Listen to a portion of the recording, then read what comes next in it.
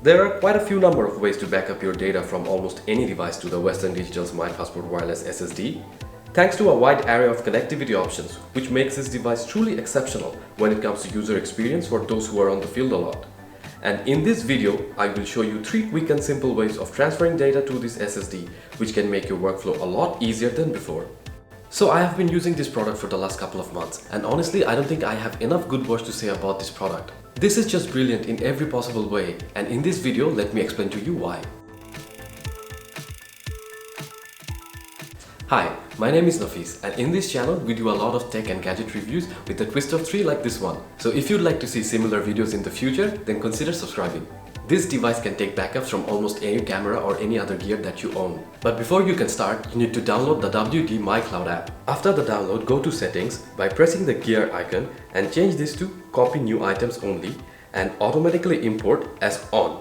Do this for the USB and SD card option.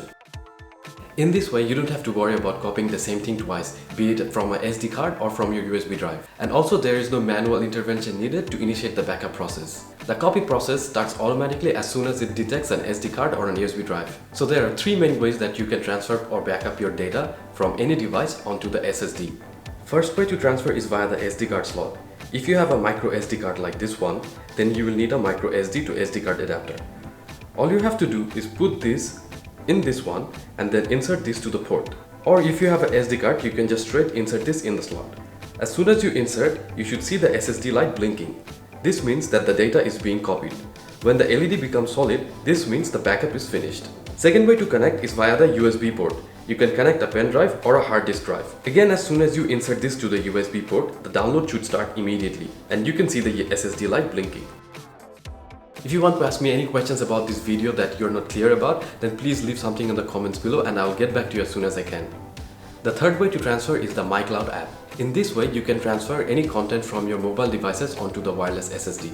Like for example, you can send photos and videos from the Photos app from your iOS device to this.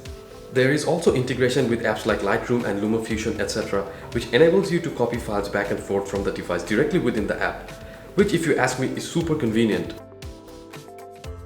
So those are the 3 ways you can transfer files onto the My Passport Wireless SSD. And if you like what you saw, please hit the like and subscribe button down below and I will see you in the next one.